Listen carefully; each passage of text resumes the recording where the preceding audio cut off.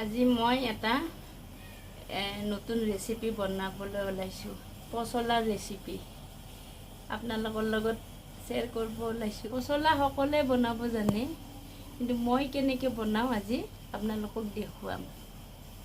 বহুতে বহুত ধৰণৰ বনাব পাৰে, মই কেনেকৈ বনাওঁ আপোনালোকে চাই থাকিব পুৰা ভিডিঅ'টো।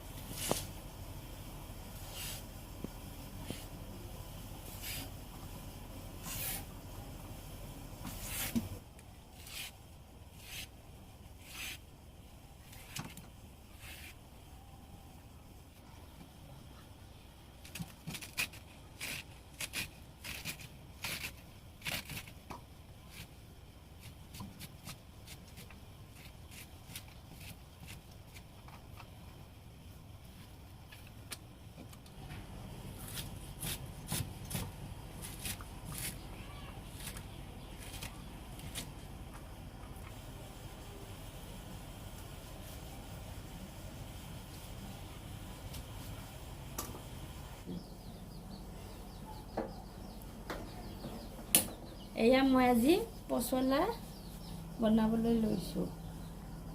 পচলাই দি আলু দিয়ে, মচুৰ দাইল দিয়ে একটা ৰেচিপি বনাম। আজ তেজপাত, আদা নহৰু বটা আৰু শুকান জলকীয়া। প্ৰথমতে দিম তেল,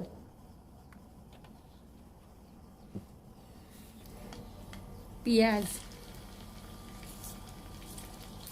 তেজপাতা, শুকান জলকীয়া, আদা নহৰু বটা 1 চামুচ,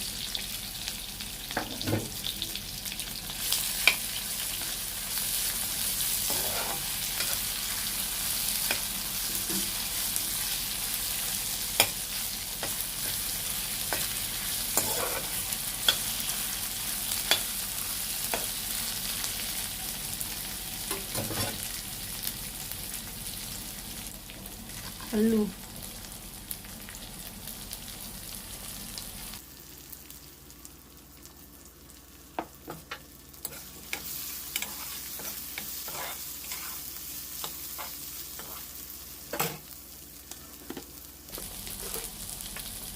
হালধি,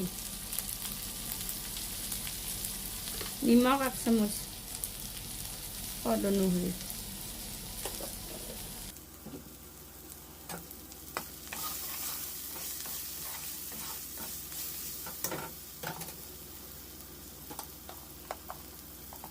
ধনিয়াৰ গুড়ি 1 চামুচ,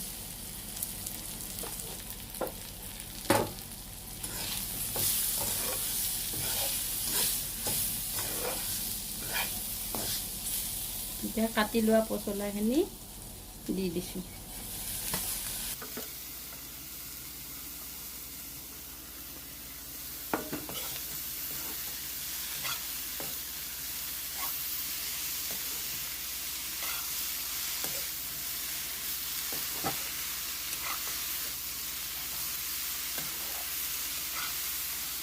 এতিয়া মচুৰ দালিখিনি দি দিছোঁ।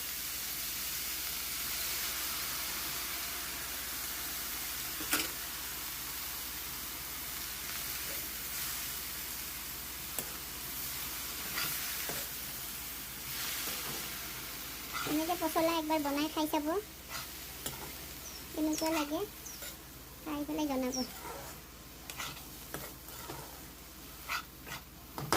পচলা মানুহৰ পুষ্টিকৰ বাবেও ভাল।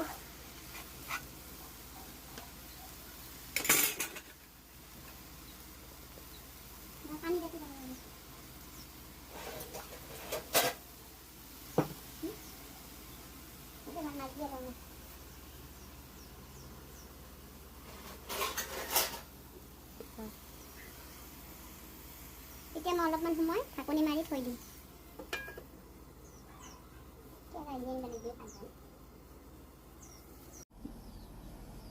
এতিয়া মই পচলাৰ ভাজিখন লৰাই দিম।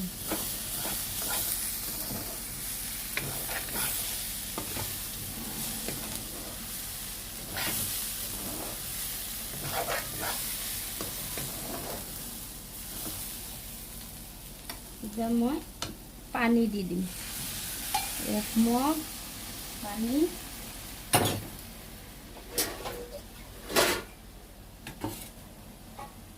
ডেৰ মগমান পানী দি দিলোঁ।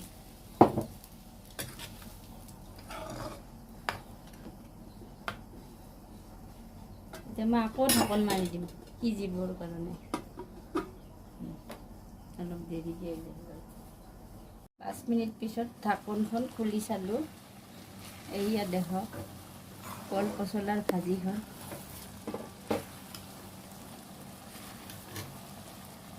এনেকৈ একবাৰ বনাই খাই চাব, খাই চাই ক'ব কেনেকুৱা লাগিছে। এতিয়া লাষ্টত বটি লোৱা গৰম মছলা দি দিলোঁ।